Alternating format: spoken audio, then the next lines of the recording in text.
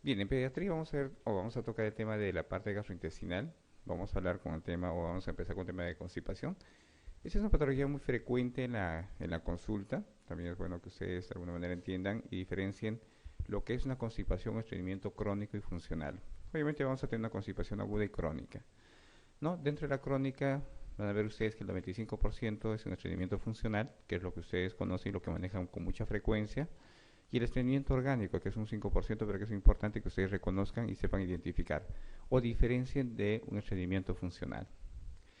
Bien, el estreñimiento funcional tiene siempre un componente genético. Como antecedente siempre papá o mamá tiene estreñimiento.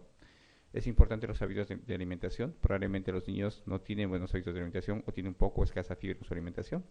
Y los hábitos de defecación que se van alterando a medida que se va instalando el estreñimiento. Y obviamente hay muchos medicamentos que influyen en esto. Entonces es importante recordar que el estreñimiento orgánico puede ser, o pueden ir acompañados o pueden estar solapados junto con un estreñimiento funcional, y es importante que ustedes de alguna manera empiecen a discriminar y sepan cuándo es un estreñimiento funcional y cuándo es un estreñimiento orgánico. Para eso ustedes tienen que ir al antecedente, vayan un poco más atrás, pregunten si el neonato tuvo eliminación de meconio tardío, o tuvo problemas para eliminar el meconio, o tuvo algún problema de distensión abdominal durante las primeras semanas. Vamos a ver que esos niños empiezan en forma temprana su estreñimiento. Son niños que a partir del nacimiento, inmediatamente después del nacimiento, durante su lactancia temprana empiezan con estreñimiento, ¿ya? Y muchas veces es de difícil manejo. Además de esto, hay distensión abdominal, hay problemas gastrointestinales y se asocia siempre con problemas de desnutrición.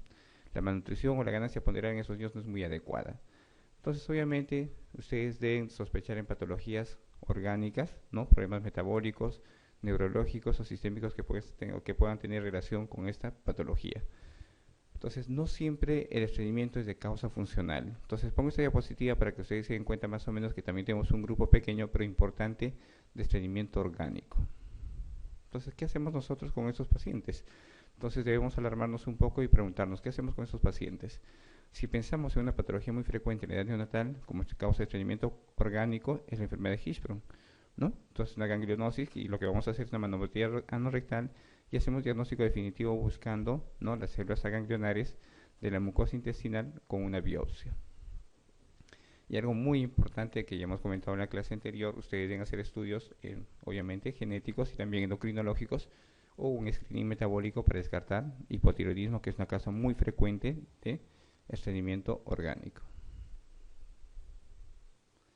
Entonces, ustedes ven en la pantalla, hay muchísimas causas de estreñimiento orgánico.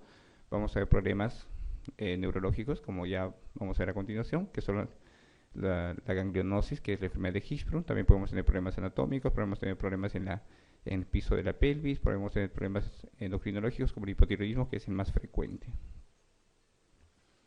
Bien, cuando hablamos de estreñimiento funcional, Roma clasifica al estreñimiento en etapas de adolescentes y escolares como estreñimiento funcional y la constipación fecal retentiva. Entonces, esto es muy importante. Ustedes diferencien entre estas dos patologías. Y en la etapa de lactantes y preescolares lo clasificamos como disquesia y constipación. Probablemente muchos de ustedes en etapa neonatal o en los lactantes menores que han sido evaluados por ustedes, la queja de la mamá es que el bebé está estreñido. Siempre está estreñido, siempre está pujando para hacer sus deposiciones. Pero si le preguntan la consistencia de las deposiciones, la consistencia es blanda o es pastosa, no es una deposición caprina, dura o gruesa como vemos en la constipación funcional. Entonces, esto es la disquesia, la famosa disquesia que se presenta en los niños menores de 6 meses. Los niños menores de 6 meses pujan unos 5 o 10 minutos, terminan con llanto y terminan haciendo deposiciones pastosas, ¿no? Y Roma 3 clasifica ese tipo de patología o manifestación clínica en el lactante menor como disquesia, ¿no? Y lo que conocemos como constipación funcional ya son aquellas deposiciones gruesas, caprinas, duras, que muchas veces producen pujo y lesiones o fisuras en el paciente. Algo muy importante que está asociado al estreñimiento es la encopresis. La encopresis es algo que va de la mano con el estreñimiento funcional. Entonces es importante. La encopresis es el escurrimiento involuntario que se tiene junto con las deposiciones duras y gruesas. Entonces vamos a tener impactación en los niños, y eso se da generalmente en los niños mayores de 4 años. Los niños mayores de 4 años empiezan a tener impactación con mucha frecuencia. Y después de esto presenta el escurrimiento. Son las deposiciones semilíquidas o líquidas que presenta el niño y que muchos papás confunden con diarrea. Entonces no es una diarrea. Lo que tiene el niño es un escurrimiento y muchas veces son deposiciones fétidas que son muy fermentadas de bastante tiempo. Y podemos tener dos tipos, una que es la retentiva, que está asociado a esta impactación, donde la masa fecal se localiza a nivel de la ampolla, que es difícil de retirar, y la no retentiva son aquellos niños que durante la semana, 1 o 2 veces, sin tener impactación, empiezan a rebosar deposiciones o empiezan a manchar la ropa interior. Entonces es importante que siempre asocien estreñimiento funcional con encopresis. Por eso que ese cuadro, que se va a repetir más adelante, es importante para ver la diferencia entre un estreñimiento funcional y un estreñimiento orgánico. El inicio del estreñimiento funcional es un poco más tardío. Entonces ustedes van a tener niños más grandes el estreñimiento funcional con deposiciones gruesas, caprinas, pero el estreñimiento orgánico tiene manifestación un poco más temprana, incluso desde la etapa neonatal. Algo muy importante es la encopresis. Es frecuente la relación de la encopresis, que es en niños mayores de 4 años y el estreñimiento funcional, y no se presenta encopresis en niños con estreñimiento orgánico como el megacolo gangliónico o la enfermedad de Hirschsprung. También es importante hacer un estudio de manometría. Ustedes hacen no solo el tacto rectal, van a hacer una manometría y van a ver que el esfínter esofágico interno está indemne en el estreñimiento funcional y se ve alterado en la enfermedad de Hirschsprung o una patología orgánica. Bien, ¿qué hacemos con los pacientes o qué hacemos con estos pacientes con estreñimiento? Algo muy importante es la educación. Debemos cambiar todos los hábitos de alimentación, tanto en papá y en el hijo, ¿no? Entonces, desimpactar y vaciar antes de iniciar el tratamiento con laxantes. No usen laxantes si ustedes no desimpactan al bebé. Entonces, la desimpactación es importante, ya que si nosotros usamos laxantes antes de iniciar la impactación, podemos perforar el intestino. Entonces, es frecuente incluso encontrar perforaciones intestinales en las emergencias después de iniciar laxantes y antes de desimpactar. Las desimpactaciones son muy difíciles de realizar. Entonces, ojo, si no hay desimpactación o no pueden hacer las desimpactaciones en forma medicamentosa, ustedes pueden hacerlo en forma mecánica. Ustedes tienen que sacar en forma manual las deposiciones. Inmediatamente ustedes utilizan los laxantes para evitar la reacumulación y lo que hacemos es cambiar los hábitos en los papás. Entonces, ¿qué hacemos? Educar, o sea, quitar algunos mitos tanto en papás como en los hijos, explicar las etapas de tratamiento, que es bastante tiempo y haber una dinámica familiar. El tratamiento de estreñimiento es de largo plazo, no es corto. Ojo, o sea, no es suficiente una consulta o 2 consultas, demanda de bastante tiempo. La desimpactación, como ya he mencionado, que es importante antes de iniciar el tratamiento con laxantes, pueden usar por vía oral o pueden usar ustedes impactantes por vía rectal, como enemas. Las que más usan y lo que utilizan probablemente con frecuencia son los enemas de fosfatos, las sales de fosfatos. Eso es importante. No pueden usar sales de fosfato en menores de 2 años. ¿Ya? Está contraindicado usar sales de fosfatos en menores de 2 años. Esto por el incremento de la osmolaridad. Si ustedes incrementan la osmolaridad a nivel intestinal, pueden terminar perforando el intestino. Entonces, ¿qué usamos en menores de 2 años? Usamos soluciones salinas. Pueden usar enemas frecuentes o solución salina tibia. Y obviamente la desimpactación manual que algunas veces van a tener que realizar. Algo muy frecuente es el tratamiento de las fisuras. Van a usar corticoides tópicos, ¿no? Lo que tengan en la mano para disminuir el proceso inflamatorio y puedan ayudar con las deposiciones. Y la reacumulación que se debe evitar con el uso de laxantes. Siempre he mencionado, el laxante y la desimpactación es como el bombero. Lo que hace es apagar el incendio, solucionar el problema en el momento. Lo que tienen que hacer ustedes es cambiar sus hábitos de alimentación. Y para eso, ¿qué van a hacer? Mejorar su dieta. La fibra es importante. Entonces, ¿cuánto de fibra debe recibir un niño? Como mínimo debe recibir en la edad o el número de edad del niño, si tiene 5 años, más 5 gramos como mínimo por día. Y como máximo debe recibir la edad del niño más 10 gramos de fibra diaria. ¿Ya? Entonces ustedes pueden administrar en varias porciones al día y junto con el incremento de fibra lo que ustedes hacen es incrementar la cantidad de agua. Entonces la fibra no puede ir sola, también debe incrementar la cantidad de agua. Entonces los objetivos va a ser restablecer la evacuación periódica, una vez por día. Ese es el objetivo. La frecuencia de las deposiciones y las evacuaciones debe mejorar. Lo mínimo es 1. Y algo muy importante, en etapa escolar y preescolar, que el niño cambie sus hábitos de defecación. Aprovechen ustedes el reflejo gastrocólico. En el momento de la comida se inicia el reflejo gastrocólico, se estimula la defecación. Entonces aprovechen inmediatamente después de la comida, el niño tiene que sentarse por lo menos 5 a 10 minutos, 2 o 3 veces, hasta 4 veces al día. Y obviamente cambien eso, que sea placentero para el niño, no exijan mucho, distraigan al niño para que se pueda quedar, háganlo sentir como un rey y obviamente quiten los mitos y cambien o quiten los temores para sentarse. Se forma un círculo vicioso. Los niños con estreñimiento no quieren defecar. El simple dolor, el hecho de tener deposiciones gruesas, inhibe la defecación. ¿Preguntas?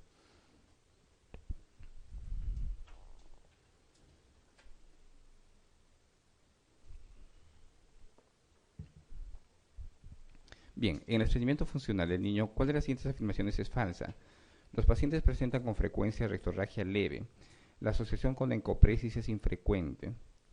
La desimpactación de las heces es necesario al inicio del tratamiento. Los niños tienen voluntariamente las heces para evitar, o retienen voluntariamente las heces para evitar el dolor de la defecación. El tratamiento de mantenimiento suele durar hasta que se consigue el ritmo intestinal normal.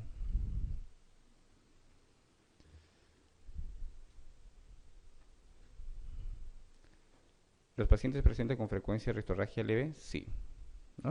En el estreñimiento funcional. ¿La asociación con encopresis es infrecuente? Es frecuente. Entonces, relaciones siempre, ¿no? Estreñimiento con encopresis. ¿La desimpactación de las heces es necesario al inicio del tratamiento? Sí. Siempre desimpacten al niño antes de iniciar el tratamiento con laxantes. ¿Los niños retienen voluntariamente las heces para evitar el dolor de defecación? Sí. Eso forma un ciclo vicioso y van incrementando la impactación. ¿El tratamiento de mantenimiento suele durar hasta que se consiga un ritmo intestinal normal? Sí.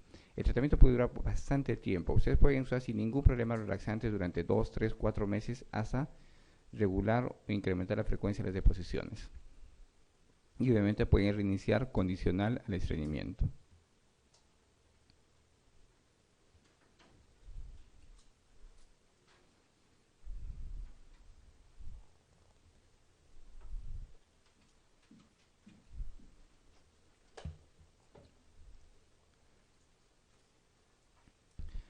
El estreñimiento en las primeras semanas de vida sugiere hipotiroidismo, megacolon agangliónico, estenosis anal, iliomeconial, todas las anteriores.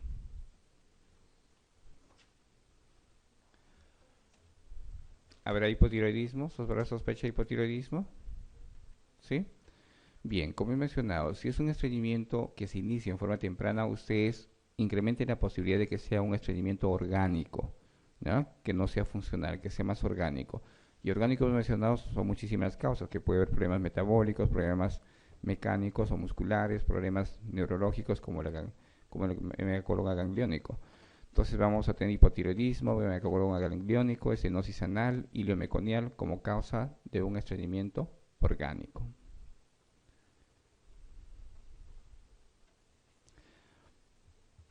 Bien, estenosis hipertrófica de píloro. Esta es una patología propia del lactante menor. Se inicia más o menos entre la segunda y tercera semana de vida. La manifestación clínica precoz o frecuente es los vómitos. Los niños inician vómitos rápidamente después de cada toma. Toman e inmediatamente se inician los vómitos. Pueden iniciarse a los 5 o 10 minutos, va a depender de cada niño. Es más frecuente en los varones y en la raza blanca y generalmente en los primogénitos. Y siempre o casi siempre hay antecedente familiar. Mamá o papá con antecedentes de hipertrofia de píloro. Existe una incidencia familiar más o menos de un 15%, aunque su etiología desconocida se asocia mucho al uso de medicamentos como las prostaglandinas y las eritromicinas. Entonces, por eso que nosotros de alguna manera evitamos en los lactantes o en los menores o en los neonatos utilizar eritromicina. Si hay la necesidad de usar un macrólido, pueden ustedes cambiar a citro o la eritromicina. Entonces, la sintomatología principal es vómitos. Entonces, se tratan de vómitos proyectivos, ¿no? Entonces, empiezan a tener en forma de proyectil los vómitos y con mucha frecuencia en cada toma. Y algo que caracteriza con estos vómitos es que puede llevar rápidamente a la deshidratación, y la deshidratación rápidamente lleva a problemas metabólicos y obviamente problemas de trastorno ácido-base. Y lo que se modifica acá es la disminución de los iones cloro y los iones ¿de qué? Hidrogeniones, ¿no? Entonces, y rápidamente vamos a tener una alcalosis metabólica con hipocloremia más hipopotasemia en algunos casos. Para recordar, todo lo que se pierde por encima del ángulo de Trace es cloro, hidrogeniones y potasio. Por debajo del ángulo de Trace, lo que pierden con mayor cantidad es sodio y bicarbonato. Entonces, para nosotros tener una relación, si nosotros tenemos vómitos como causa de una patología por encima del ángulo de Trace, van a tener pérdida de potasio, pérdida de hidrogeniones y cloro. Y si tienen ustedes una diarrea como un problema gastrointestinal, van a perder con mayor frecuencia bicarbonato y sodio. ¿Ya? Entonces, suele comenzar más o menos a los 20 días de vida. El niño generalmente está asintomático entre vómito y vómito, o previamente ese no tiene mayor problema, pero rápidamente tiene descenso de peso. Se pone muy irritable después de cada vómito y se queda hambriento. Es una forma rápida y típica de hacer diagnóstico en el paciente con hipertrofia de píloro. ¿Qué es lo que hacemos? ¿Qué es lo que se ve en el paciente con hipertrofia de píloro? Un engrosamiento de la pared y también un alargamiento. Entonces, la forma de hacer diagnóstico es una ecografía. Rápidamente pueden solicitar una ecografía y lo que ven es que la longitud del píloro es mayor a 14 milímetros y el grosor es entre 3 o 4 milímetros a nivel del píloro. Si hay dudas, a pesar de la ecografía y la clínica, ustedes pueden hacer una gamografía o un contraste, para ver el pasaje del contraste hacia el duodeno. Entonces hacen un contraste esófago, estómago, duodeno, y lo que van a ver es que hay una disminución de la luz del pasaje a nivel, ¿no?, del píloro. Entonces este es un contraste, el bebé toma, ustedes le dan de tomar por una jeringa o por una sonda directamente hacia el estómago, un contraste hidrosoluble, y esperamos unos 3, 5 minutos, 10 minutos, y les tomamos una secuencia de placas en forma seriada y vemos las imágenes, ¿no? Rápidamente debería pasar hacia el duodeno, pero vemos acá una imagen bastante delgada. Entonces, con esto confirman el diagnóstico y el tratamiento va a ser la pilorectomía de Ramsay. Entonces, es el único tratamiento. Ojo, han salido publicaciones recientes de que la hipertrofia de píloro puede estar asociado a los pacientes con alergia a la proteína de leche de vaca. Tiene una relación directa con los pacientes que tienen alergia. Entonces, ¿qué es lo que sucede en los pacientes con alergia? Como es una patología mediada por IgE, se incrementa en número la presencia de eosinófilos y migran rápidamente hacia la pared del píloro. Y esta puede ser causa del engrosamiento del píloro. Entonces, mucha relación. Y no es raro que encontrar niños con alergia a la proteína de leche de vaca que estén asociados relacionados con hipertrofia de píloro. Y se ha visto incluso recidiva de la patología. Si nosotros continuamos con leche de vaca o proteína de leche de vaca en un niño que ha sido operado por hipertrofia de píloro, rápidamente podría progresar nuevamente a una estenosis. Es por eso que la importancia de investigar el antecedente familiar. Si antes de iniciar el tratamiento o antes de la manifestación clínica de hipertrofia de píloro, ustedes tienen manifestación clínica evidente de una alergia a proteína de leche de vaca, entonces el tratamiento va a ser doble. Tratamiento quirúrgico para manejar la parte de hipertrofia de píloro y también tratamiento para manejar la alergia a proteína de leche de vaca. Manejar la alergia a proteína de leche de vaca es suspender toda proteína derivada de leche de vaca. ¿Ya? Entonces podemos utilizar compuestos hidrolizados o una fórmula que no contenga proteína, la leche de soya, que es una alternativa, y si es lactancia materna exclusiva, lo que hacemos es suspender todo lo que es derivado de la leche de vaca y la mamá. ¿Ya?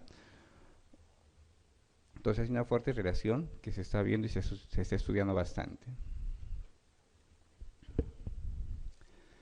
Bien, las manifestaciones clínicas de la estenosis hipertrófica de píloro aparecen habitualmente a partir de los 10 a 15 días de vida. ¿Cuál es la más frecuente?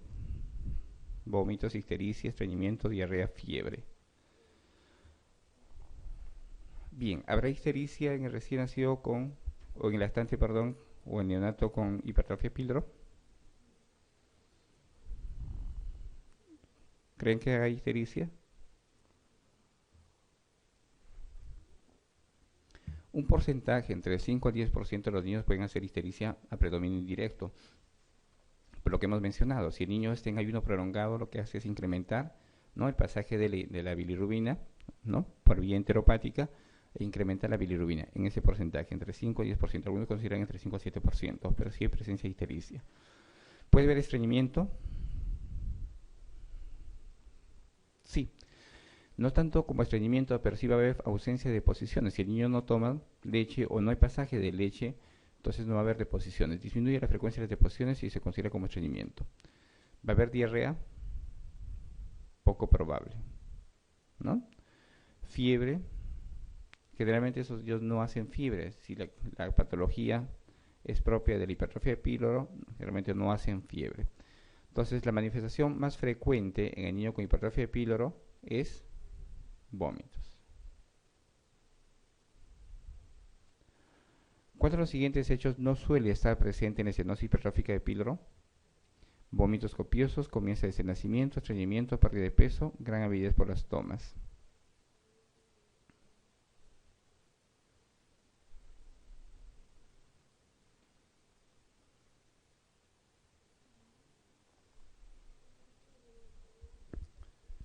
Respuesta, la. Bien. Entonces, los vómitos son copiosos, ¿no? Entonces, la manifestación principal. ¿Hay estreñimiento? Sí, como he mencionado, o sea, no es un propio estreñimiento, sino que no hay nada que pase por el intestino, o sea, no va a haber leche. Si no toma leche el bebé, no hay estreñimiento. Son como esos niños, esos neonatos que llegan al cuarto o quinto día a la emergencia y dicen, mi hijo no hace deposiciones, es estreñido, no tiene deposiciones. Eh, no es que esté estreñido, no es que tenga una enfermedad de Hirschsprung y no esté evacuando. Si esos son niños que han perdido bastante peso, su delta de peso es más del 15-20% y no han estado ingiriendo leche. Entonces esos niños si no toman, no hacen deposiciones. Entonces esos niños se quedan sin deposiciones varios días. Entonces es importante ver, si no hay nada que tome, no hay reposiciones. Y está relacionado entonces la hipertrofia de píloro a niños con disminución de la frecuencia de las deposiciones. Pérdida de peso, sí, rápidamente los niños se deshidratan y pierden peso. Gran avidez por las tomas, también. Los niños toman, se ponen irritables inmediatamente a los vómitos, pero quieren tomar con bastante avidez. Entonces, lo que sí no es que se inicie desde la etapa del nacimiento, ¿no? Hay una etapa asintomática durante esas 2 o 3 semanas. El niño está asintomático y sin ninguna manifestación clínica durante las primeras semanas.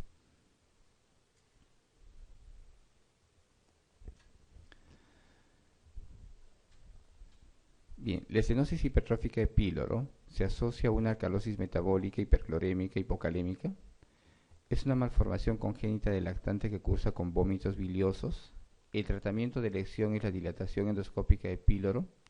En el 50% de los casos existe una hiperbilirubinemia indirecta. La pilorotomía intramucosa según la técnica de Rancet, es el tratamiento de elección.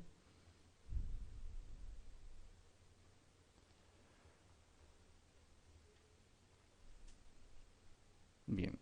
Se asocia a una alcalosis metabólica, hiperclorémica e hipocalémica.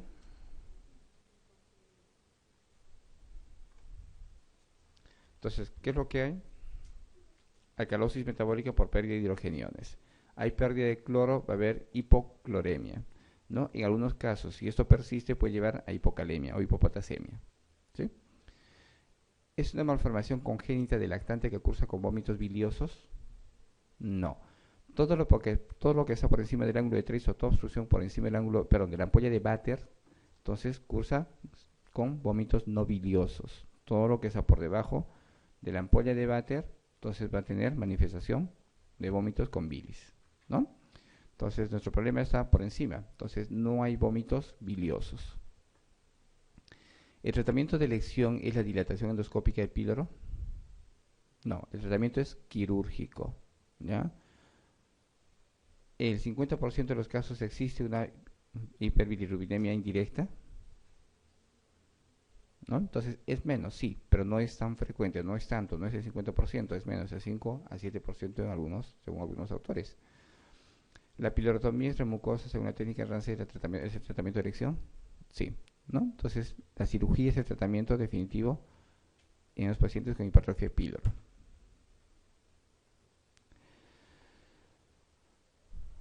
¿Cuál de las afirmaciones que siguen sobre estenosis hipertrófica de píloro es falsa?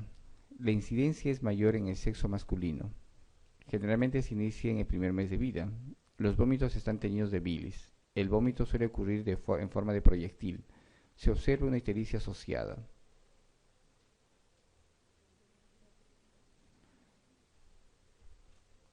Bien, vayamos por abajo. ¿Se observa una ictericia asociada? Sí. ¿El vómito suele ocurrir en forma de proyectil? Sí. ¿Los vómitos están teñidos de bilis? No. ¿Generalmente se inicia en el primer mes de vida? Sí. En la segunda, tercera semana con frecuencia, pero también puede presentarse al mes de vida. ¿La incidencia es mayor en el sexo masculino? Sí. Entonces, más sexo masculino y en el primogénito con mayor frecuencia. La relación de varón-mujer es de 4 a 1. Entonces, la respuesta es la... ¿Sí? Perfecto.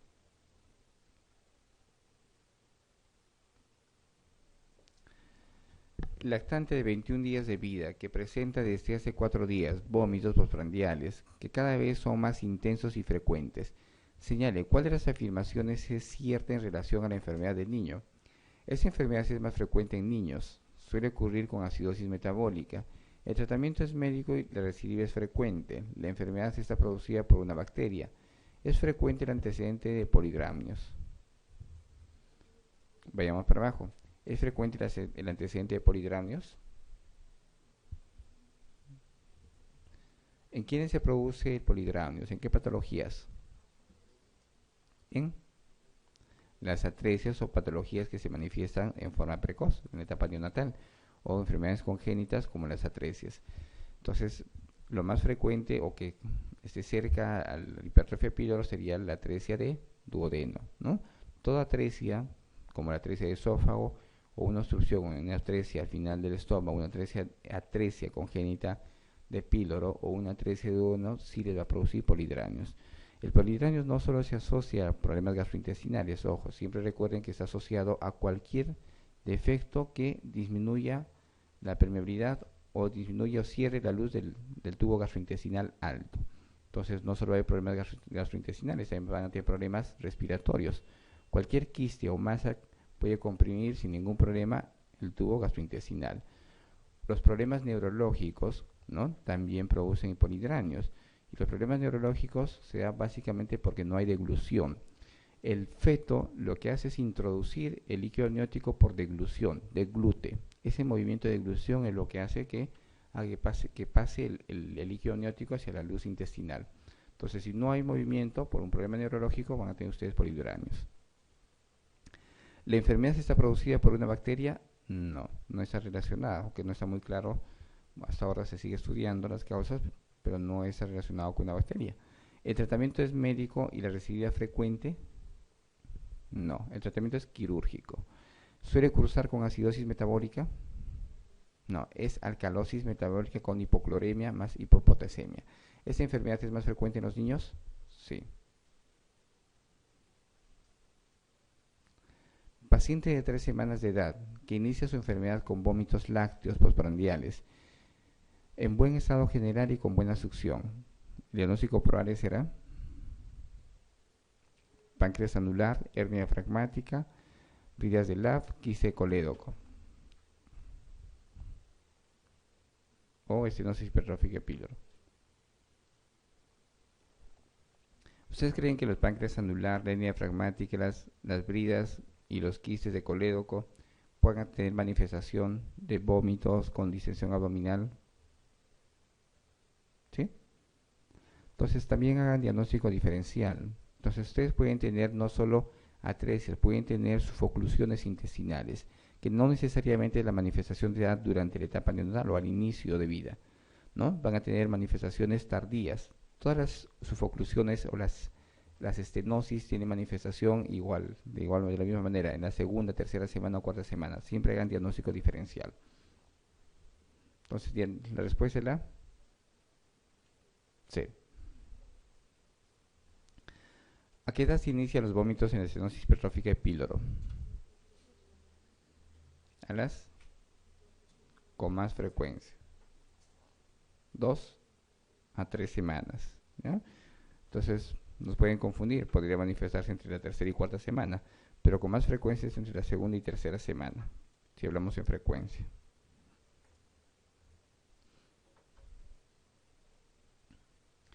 ¿Cuál de los siguientes hallazgos no esperaría encontrar en un niño con estenosis hipertrófica de píloro? Niño hambriento que succiona vigorosamente, niño irritable, vómitos no biliosos, deshidratación y diarrea.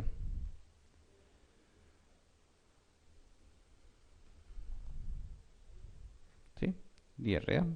Sí, ¿no? Entonces, perfecto.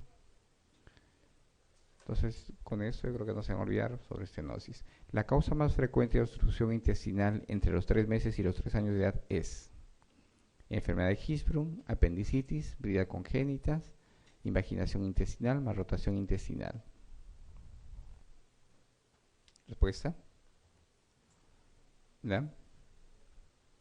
Entonces, cuando nosotros hablamos de patologías obstructivas, en la etapa neonatal siempre sospechan de enfermedad de Hirschsprung, el megacolon gangliónico, que es lo más frecuente. ¿Ya?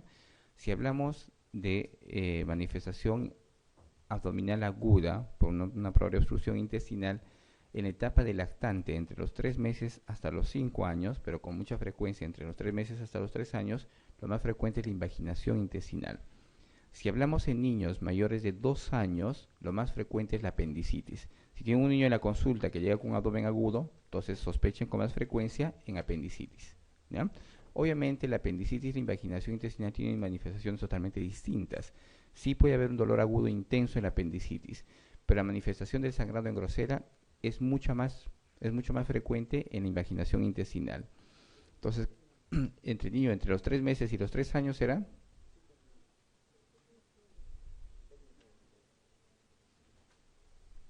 Entonces la respuesta es ¿la? D. Entonces, enfermedad de Hirschsprung en etapa neonatal, ¿sí? Apendicitis en los preescolares y en los escolares, ¿no? Como causa dolor abdominal agudo. Las bridas congénitas se pueden iniciar inmediatamente al nacimiento, al igual que la enfermedad de Hirschsprung. Podría ser causa de una estenosis, una disminución, una sufoclusión intestinal, que es frecuente. La malrotación intestinal de la misma forma, y muchas veces asociado a patologías como la hernia diafragmática. Entonces, pueden ser muchas las causas o las patologías que lleven a un problema de abdomen agudo, pero si es un niño de 3 meses a 3 años, lo más frecuente es invaginación intestinal.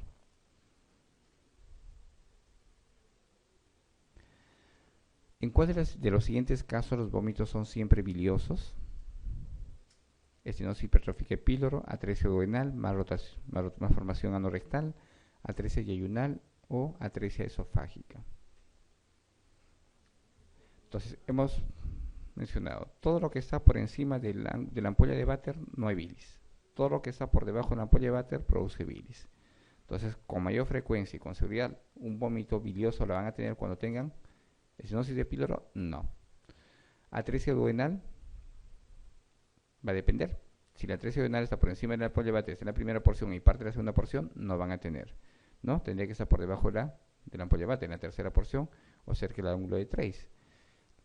La atresia, la malformación anorrectal, ¿cómo se manifiesta la malformación anorrectal si ustedes dejan y no tratan inmediatamente o no tratan en el momento adecuado? Va a haber distensión, gran distensión abdominal, probablemente alguna perforación, y los vómitos van a ser fecaloideos, ¿no? Entonces cambia de acuerdo al nivel o la ubicación de la atresia. Ustedes van a cambiar no solo la característica del vómito, ¿no? Entonces, antes de la ampolla de Vater es no bilioso, después de la ampolla de Vater es bilioso, pero claro.